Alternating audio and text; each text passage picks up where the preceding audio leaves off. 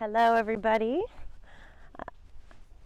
I have been recently asked to post a video in regards to what I do with horses in the round pen. So I will do a rundown of the steps that I kind of take, what I look for, why I do it, and hopefully give you guys a clear understanding of why I do the round pen stuff. So my goal is to build a foundation of trust. Trust is built in very small increments. So what I don't do is come in here and assume that these horses should do what I say when I say. I look at it as if you're starting a relationship with someone and you're trying to figure each other out. And honestly, the main goal for me is, do I trust this person enough? Do I trust this relationship enough to let them into my inner circle? What are the things that I would look for with someone that I would let into my inner circle? Someone that I would want to be led by, someone that I would look at as a strong leader. And the first thing that we establish is boundaries. Boundaries are the number one thing found in people that were the most compassionate, because they hold those boundaries strong for themselves. What's okay for me? What am I okay with? What keeps me safe? What am I not okay with? What will I do if those things happen? And so I do the same thing with the horses. I'm going to uphold my boundaries strong and consistent and non-emotional. And I'm going to be empathetic and hear when they tell me either they don't understand something or are nervous or unsure. And I'm going to set a standard of learning for her, knowing that when I'm taking the role as the leader, I'm going to make sure she doesn't understand. I hear that. And what I'm going to do for her is break the steps down smaller for her, rather than just doing the same thing over and over and over again and hoping that they figure it out and repeating it. I want to break the steps down smaller if she doesn't understand. I work a lot with the nervous systems. So sympathetic nervous system, fight, flight, freeze. Parasympathetic nervous system, rest, relaxation. Or when they're in the parasympathetic is when they absorb information. If they're running from you and they're tense and they're feeling like defensive and unsure, they're going to be in the sympathetic nervous system, where they can't actually learn because all the blood has rushed from their head to the exterior ligaments, has switched their autonomic nervous system over, raised their heart rate, raised their breathing, basically put them into survival mode. You can't learn anything when you're in survival mode. So instead of running them back and forth and hoping that they figure it out, I do what I'm asking them to do, get it right, and then I let them sit until they switch nervous systems over and they can absorb what just happened. What does it look like when their nervous system switches over? Their eyes will start to flutter, their ears. Yawning for me is a release of something that they've been holding on to. And yawning to necessarily always relaxation. It is more of like when you get really vulnerable and then you cry. So it's not always a comfortable experience, but it also feels a lot better when you're done. So for me, when they allow themselves to do that in front of me, I recognize as they're getting closer to trusting me and allowing me in and allowing themselves to be vulnerable in front of me. So my first thing with every single horse that I work is aggressiveness, upholding my boundary. When I ask you to move your feet, I need you to move your feet. I'm going to do the same thing every time. I'm going to cluck, I'm going to raise my arm. I'm going to, if they do not respond to that, I would step forward, smack the whip on the ground. If they don't respond to that, I would go towards them with the intention of smacking them with the whip or the flag or whatever you have. Most of the time, if you have that commitment to following through, the intention is there, you don't need to get them with a whip. A lot of people's belief systems about what it means to hit a horse with a whip start to kick in, and they start to doubt whether or not they'll do it, or they think it's mean, or they think it's whatever the story is. Horses will sense that, and they will actually use the whip. So starting with that, what is your story about following through with your boundaries? It probably carries over into the rest of your life and definitely into working with your horse. So that would be the first thing you would want to look at before you start this. If you have a horse that's really dull, not really moving off of the whip when you use it, sticking right next to you, and you're not able to get it to go around, what's your story about boundaries and following through? That would be the first thing I would address. So I'm going to get her attention, and I'm going to follow through. And I want to follow through until she's forward. Not in the beginning when I come out, I make sure that they're really forward. And they're, oh, okay, there's something to be paid attention to. The moment they switch into a more forward moving place, forward thinking, and you can know, just sense it. Tap into your knowing. Girl. So she knows that it's something that is meaningful. And then I'll make sure I exhale between each transition. And since she's staying really forward, she had a tendency to want to switch directions when we first started. So really my goal is to make sure she's responsive, because you cannot have relaxation without responsiveness. If you have a horse that's sticky, usually they're shut down. That really comes from, good girl, comes from not being heard. So if you think about if you're in a relationship with someone and you're constantly telling them that you don't understand or something bothers you or you're worried about something and they just blow you off, either do the thing repeatedly or ignore you, what is your response going to be to that person? You're either going to shut down, you're not going to want to be around them,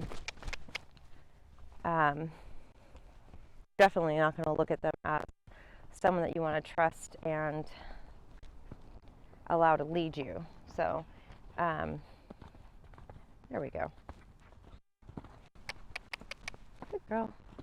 And it's not a big deal if she does it. People really tie into this huge story about what it means when they aren't doing what you want, or your goal looks like a certain thing when you come out and it doesn't look like that. And then they tie in all of these things and take it really personal about, oh, I'm not doing it right, I'm not good enough, I am not.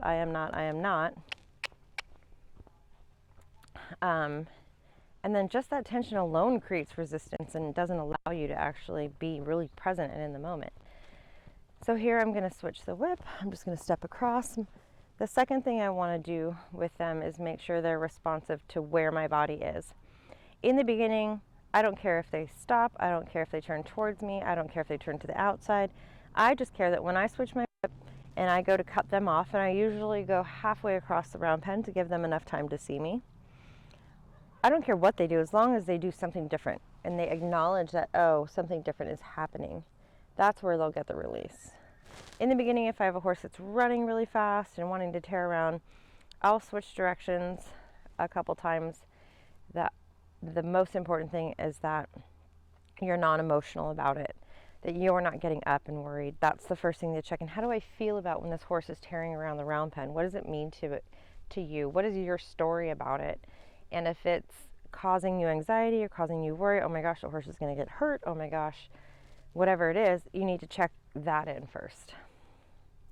She's at a place where she is really building on how to switch over really fast from nervous systems. So I want them to be able to go way up and then switch right back into this parasympathetic. So I let her soak in that a little bit. Like, we can work and you can go there when we're working. And then knowing that immediately after she can be ready to go. She can be in this state and then ready to go. So right now I'm just going to focus on that left if you're her left shoulder, and I'm going to think about where do I want her body to go. I want it to go this way, so I'm just going to step right into that space. And if she gives me a response, I'm going to give a release with the pressure, and then I'm going to build on it. I'm going to let her know that was the right answer, but let's try for a little bit more. And now I'm going to build on, she's gone, which is great. Just lifted trotting, which is great. Now, because she's a horse that wants to flip around, the less present I am when I'm working her, the more she's going to flip around. Me talking to you guys on the other side leaves less present and causes that stuff to happen. I can visualize and know exactly what I want from her, that I stay much more present, and it's much more clear than what you actually want.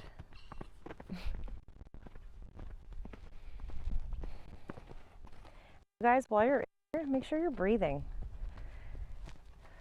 Breathing is so important for the nervous system. And honestly, the most important thing is the energy that you're bringing to the brown pen when you're working with them. If your mind is on your job, on your relationship, on your kids, on what your barn people are thinking of you, whatever is going on in your outside life from this space, if that's what you're bringing to this, then honestly, you're not going to get the results you want, and it's not fair to them because your timing is going to be off and your intentions are going to be unclear.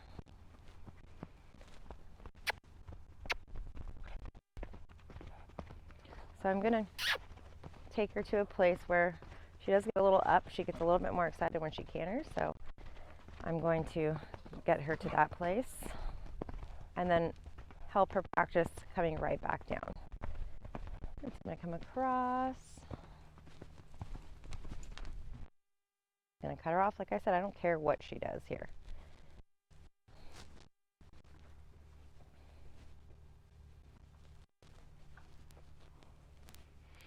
Here, when I'm waiting for them to switch over nervous systems, I'm not going to worry about her looking around. I'm not going to worry about any of that. I don't care. What I'm going to worry about right now is how I feel.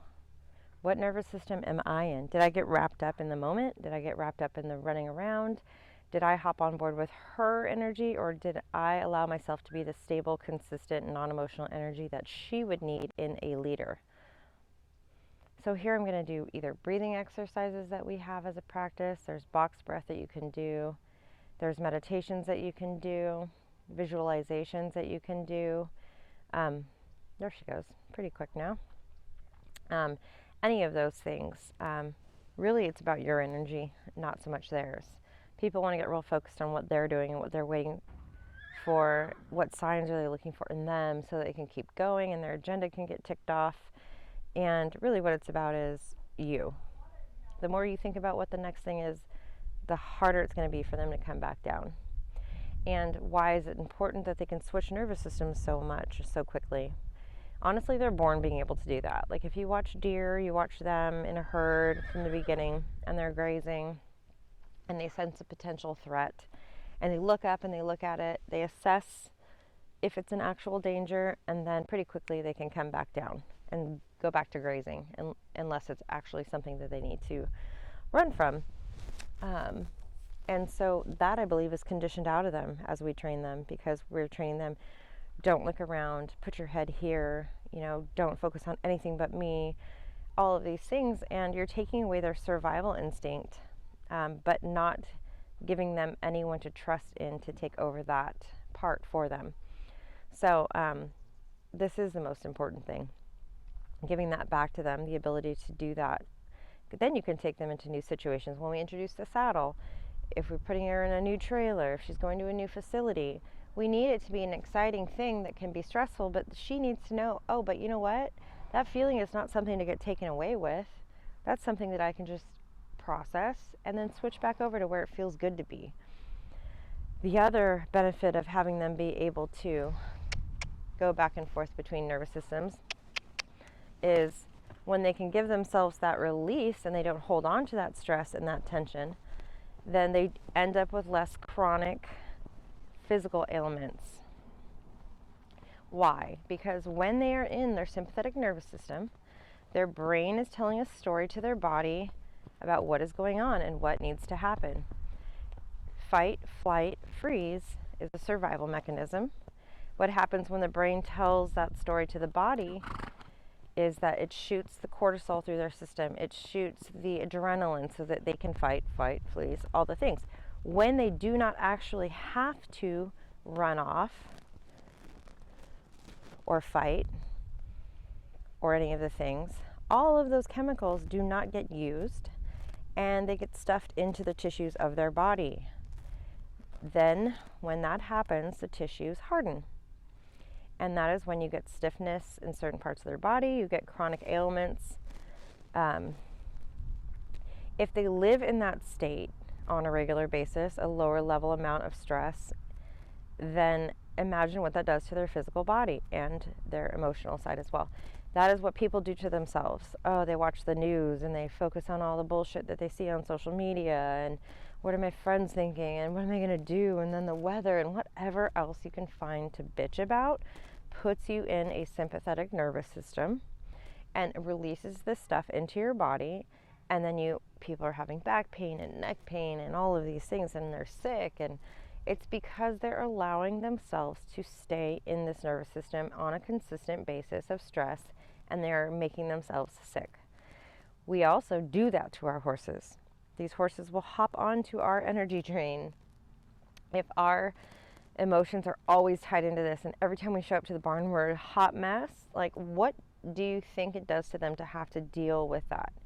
You guys, they don't get an option. They have no choice in whether or not they get to leave the job that they have or the relationship that they don't like that's not healthy. They literally are locked into being our dumpsters, if that's what's going on for you.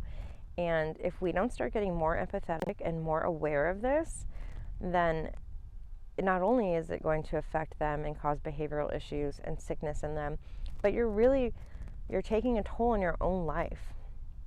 So starting to look at these animals like our partners, our teachers, and look at what they're gifting us with is the awareness of what we are showing up like at the barn. Okay, it's huge. Do I not move up the levels with performance horse? Absolutely. But if you guys don't have this baseline understanding with them, you're only going to be able to go so far. I mean, you're going to go to shows, you're going to be able to get done with what you get done.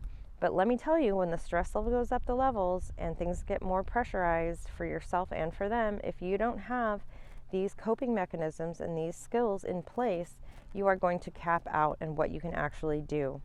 And imagine if you have this baseline of a trust and a relationship built, and then you go up the levels of what you're able to get done performance-wise is way more than you would be able to do in the traditional way that a lot of trainers are doing it. Okay, so I'm just going to go one way, the other way, and I don't care if she makes a mistake. I'm just going to say, hey, actually, look where my body is. Good. Make it okay for her to have to think. If I put too much pressure on it in a moment where she doesn't understand, it's not going to let her understand how she figured out what to do. Okay, it's going to put her into the other nervous system where she's panicking and just happens to guess right. It's not going to teach her anything. It's going to be her reacting rather than responding. It's the same thing for us when we react versus respond.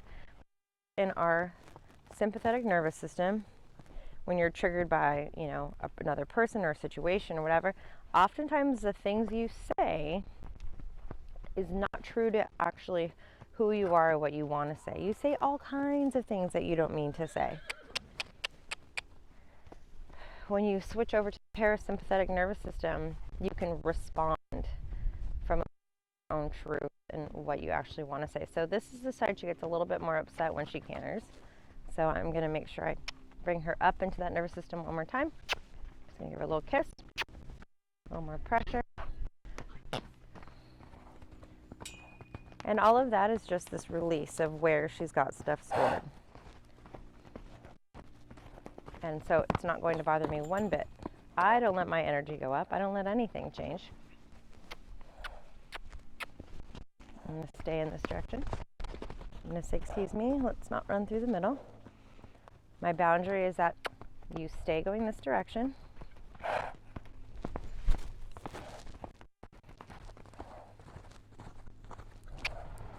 One more time around, and I'm going to let her stop right about here. Skirt. I'm going to switch her back because she didn't want to stop. The same thing. I'm going to uphold my boundary. Ask her to stop. Change again. And an exhale, change again. And if I see that she's going to push that boundary, I'm going to make sure I get over there and say, no, we're not pushing on anyone. There's another responsive turn. Good. And then we'll stay here until she switches.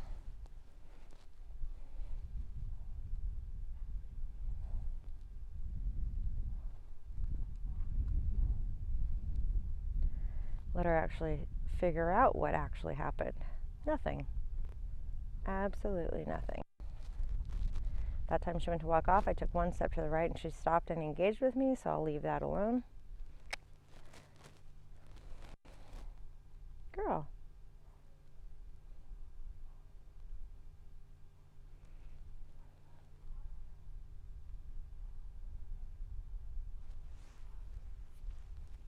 Giving them these skills is just so important, you guys. It's important for us to have these skills, and it's important for them to have these skills. So for her to be given a moment to realize I was up, I was in a little bit of a panic, which used to be the mode she lived in pretty much the moment we got out here, so it's a huge improvement in a week. She allowed me to guide her, and I did it in a non-emotional way, which did not add to her worry. I directed her in a firm, upholding my boundaries way, and my energy didn't get involved with hers. I just stayed calm, make sure you keep breathing, and know that every time that happens, it's just you're chipping away a little bit more at a deeper growth, really solidifying the foundation. So now we've got the yawning going on. I did a different video with me working on her right side.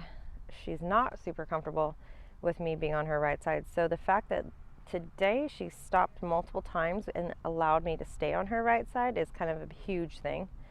So now, because she got through that next level, she's doing the releases, giving the yawns, and I'm not doing anything except really holding space for her to be able to let all that stuff go. And just knowing, you guys, the longer you stay in the space and allow these moments for them, the deeper you embed it into their foundation. This is everything.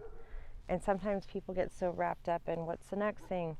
You know, oh, it doesn't look like we're moving any further in our training. God, you guys have no idea how big this stuff is for them. It's so big. Because the stuff that you can guide them, new maneuvers, the pressure you can put on them when they have this foundation is just exceeds everything that you're going to be able to do without it. And it's going to make your job so much easier. And honestly, the hardest thing about going up levels and new maneuvers is you fighting with tension in their body. So if they've figured out a way to work through that tension and process new information, you're winning. Sorry, winning. And so I might actually do that again, just because it was such a big release for her. I'm just going to ask her to go this way a little bit. And like I said, she needs to be on the ready. She needs to be able to go from that parasympathetic right into ready to go. Both directions. So they need to be able to come back and come down.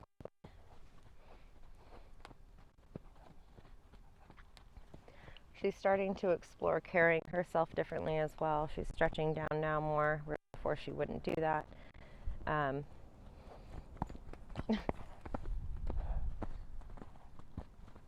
She's only 3, so I wouldn't say she has the amount of coordination yet.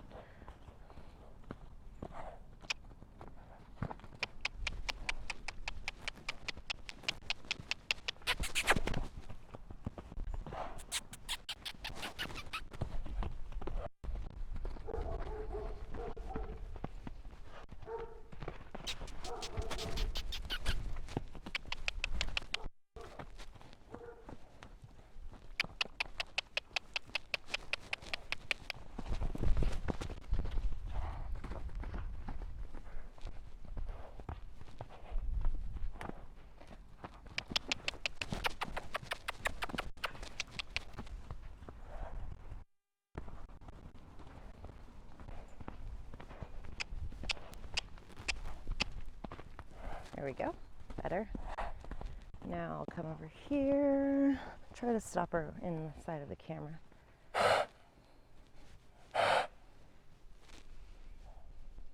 I don't know if you guys can see her there or not, but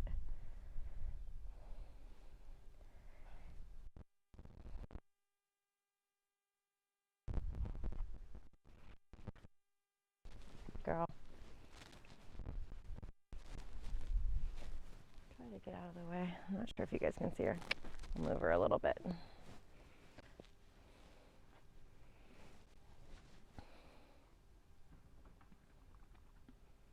There's the head shakes, there's some sneezing, licking and chewing.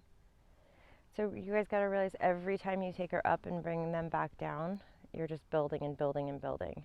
Lots of deposits in what they can handle later on.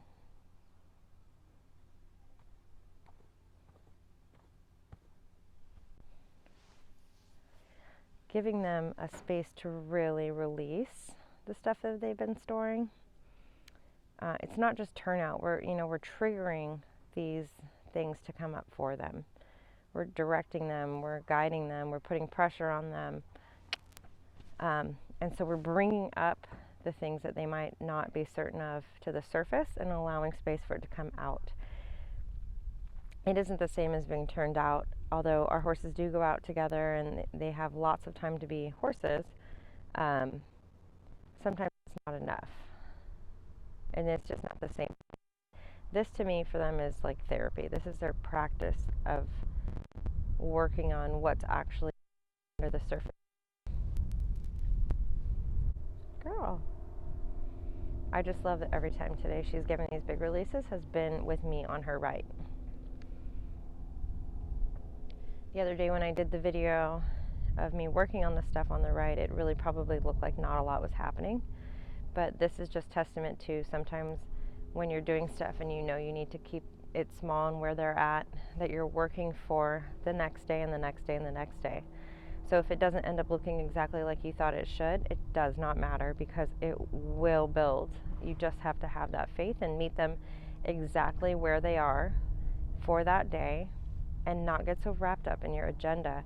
And if you're getting wrapped up in what you think you should be or where you think they should be and their age and the levels and everyone else and this is what we should be doing, you need to closer examine why that is. Who said at a certain age they needed to be somewhere? Who said that you should be where you should be or doing what you should be doing? Like, who made those rules? Just you spend a lot of time being conditioned as a youngster by the they and the they say and this and that, and we often don't question who the fuck they are and why they made the rule. So I'm going to go the other direction again one more time. Let's see what we have. Good girl. She responded, so I'll give her that release. I invite people to breathe in between transitions. Nice big exhale and really feel the sand underneath your feet.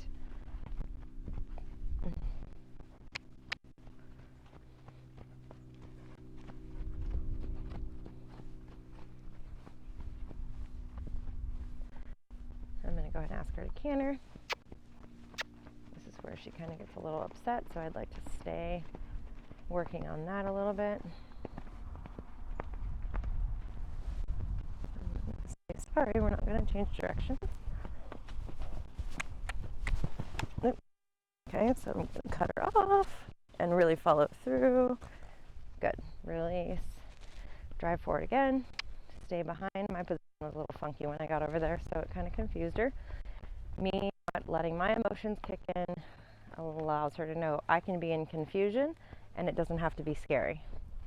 I can problem solve. I can see her looking to the outside, so I want to be really present, focused on her hind, knowing exactly what I want. I just want her to stay forward and going left. And I can give her a correction as soon as she wants to make a mistake. Let them flip around so they make a mistake. Don't try to stop them from making the mistake. Let them understand why you put that pressure back on them. Good girl. I'm going to ask her to canter.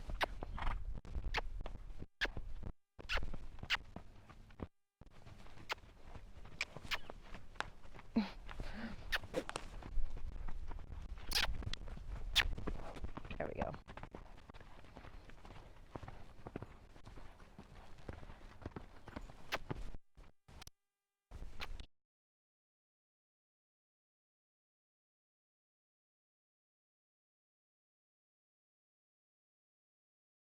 Go. Girl. Figuring out her body, figuring out when her mind is balanced so it's easier for her to stay physically balanced. One more time, Mama.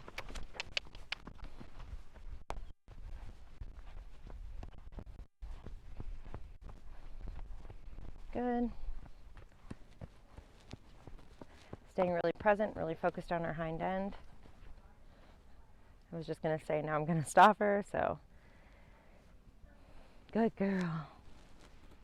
I don't know if you guys can see her. Try to get out of the way. Good girl. So she went from up to right back down pretty quickly. More yawning, which is great.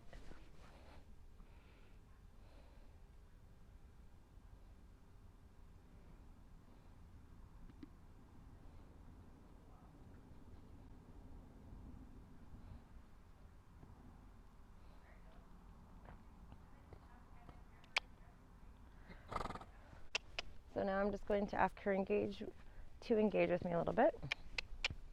I can throw her halter on. I'm just going to walk around the back, and I see attention. I'll probably stop, see if she wants to have. Hello.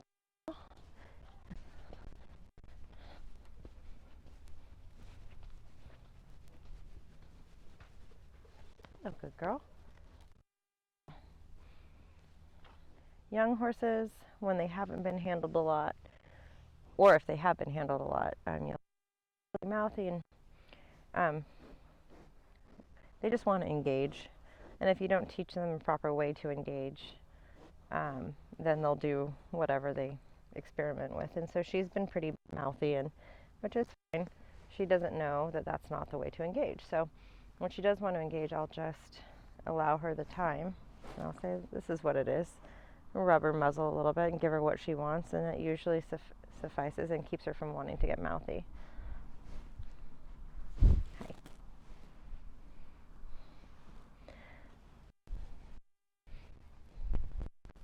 Right, so I'm going to be done for today.